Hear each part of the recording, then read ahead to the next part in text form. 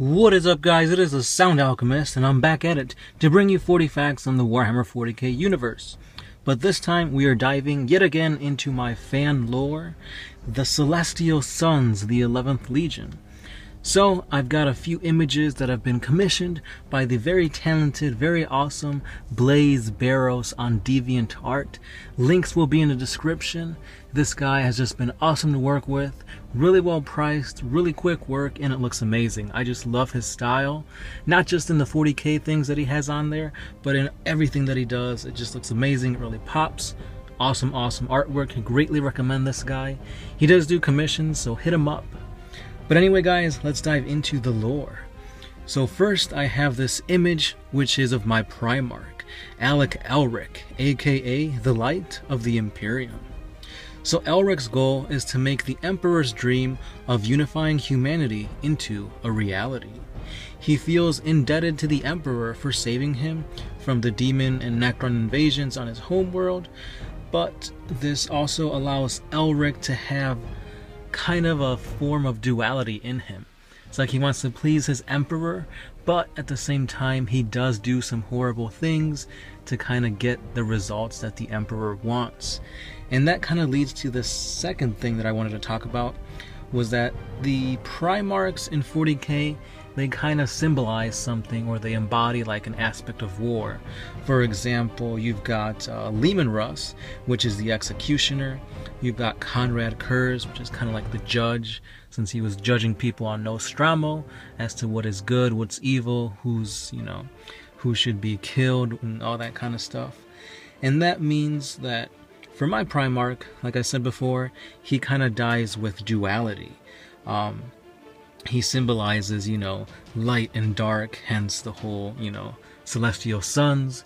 You've got, the light of the sun, but also on the other side of it, you have like eclipses and stuff that blot out the sun. The sun is also surrounded by a huge mass of just pitch blackness. So this leads to one of the awesome quotes that I came up with. I'm not sure exactly who in the comments told me about this, but this really helps to embody who Alec Elric is. So this is the quote: "The brightest light casts the darkest shadow." And this quote will greatly come to play in his lore.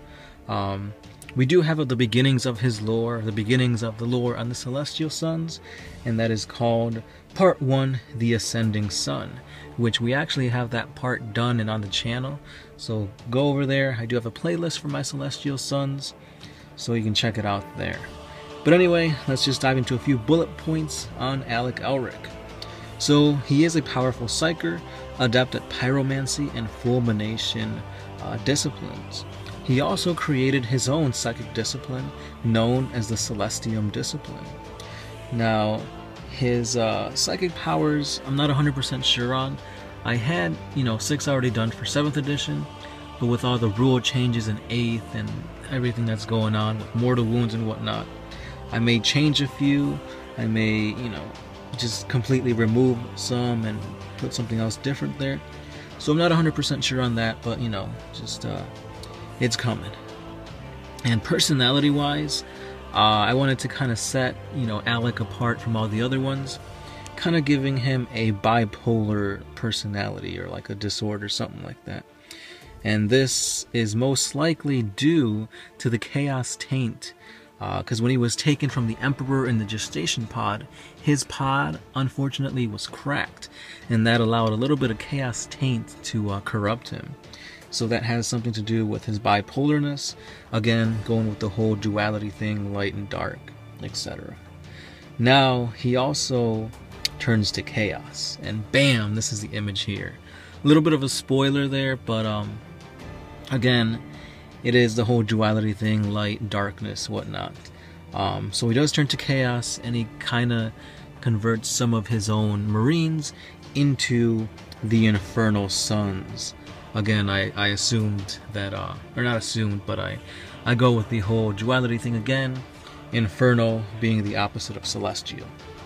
And if you guys didn't already know, my inspiration for my Primarch was Alphonse from Fullmetal Alchemist, Reinhardt from Overwatch, with a little touch of Jon Snow from Game of Thrones. And yeah, that's how I came up with the kind of the guidelines to Blaze Barrows, so we can kind of get this awesome guy out there. But anyway, let's move on to some of the other more notable characters in my army. The second in command, the Golden Sun, Lord Commander Sol Oros. So like I said, he's the second in command. Essentially, he is the chapter master of my guys. Now, he is a master tactician, skilled in close combat. He's so skilled that rumor has it that he has never killed anybody with a ranged weapon. He refuses to use bolters, pistols, that kind of thing. Really likes to get stuck in there in close combat and do damage that way. Now, when he does get serious, he uses both his power sword and thunder hammer simultaneously. That's how you know this guy's a boss. So he's known as the Golden Sun because when he channels his psychic powers to activate his Godspeed, the surrounding lightning aura around him is golden instead of the standard white.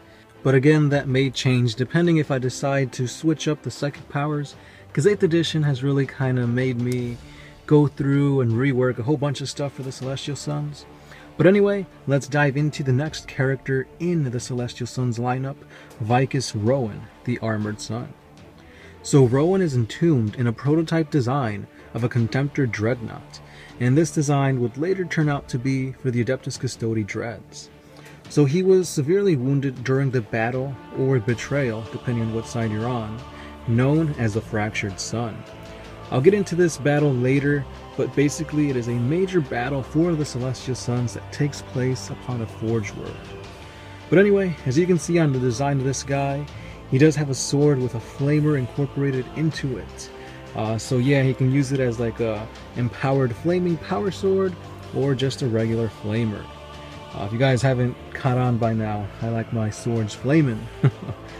Anyway, gameplay wise, I'm gonna have Rowan be accompanied by a retinue of Contemptors, kinda similar to what Farsight has, but we'll get into that a little bit later. And lastly, there will be a model and hopefully an art of Rowan before he got all effed up and got put into this Contemptor. I'm thinking something along the lines of the Black Templar model, the Emperor's Champion, but again, we'll see on that part. And lastly, we have Dante Wacko, the Midnight Sun. So in contrast to his chapter's colors, he wears black instead of white. He calls his armor the Bleeding Sun armor, and he has vowed to hunt down the Infernal Sun traitors, and so his light has now gone out. That's why he wears black. His weapon is called Sun Eater, and it is indeed a demon weapon, but we'll get into that later again, guys. And he tends to wield a plasma pistol, and he only uses fulmination psychic powers. So this guy is probably my favorite amongst all the characters I've created. I really like the design for Oros, but this guy, like the lore behind it, everything that I have like swimming up in my brain right now is just really awesome. I wish I could tell you more, but I'm kind of saving it for other videos to see how it interacts with the rest of my army and whatnot. But again, I think you guys will like this guy a lot. And lastly, we have Merebi, the Form Seeker, which is a Akutan Shard. We already have lore on her.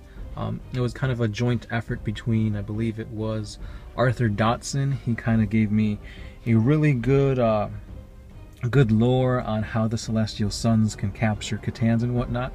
So I'll leave that. I'll leave the whole playlist linked at the end of the video for the Celestial Sons, and you can go check out that lore on the Khotan, Merebi. But pretty awesome artwork, don't you guys think? Anyway guys, that's pretty much everything I have on my Celestial Sons that is new, so to speak. I just kind of wanted to show off this amazing artwork by Blaze Barrows. Again, I'll link down in the description so you can check out his channel. Really awesome work. And lastly, I have a commission done by Dark Bunny Creatives. These guys are really amazing. They're very, very meticulous in their work. Amazing job on everything they do. They really go 100% in it. Greatly recommend them if you have any commissions you want to get done. But these are the images for one of the Contemptors that's going to be in the retinue of Vicus Rowan. I will also put a link to their Facebook page down in the description, so check them out. Really awesome guys, great work, amazing model. And that's all I have, guys. Again, links down below. Also a link at the end of the video so you can catch up on all the lore on my Celestial Sons. Let me know if you guys enjoyed this thing. Let me know if you guys want to switch some stuff up with my lore, how I can improve, if it's just utter shit. Whatever you guys think, just let me know in the comments below. And as always, this is the Sound Alchemist, part of One Mind Syndicate, signing out.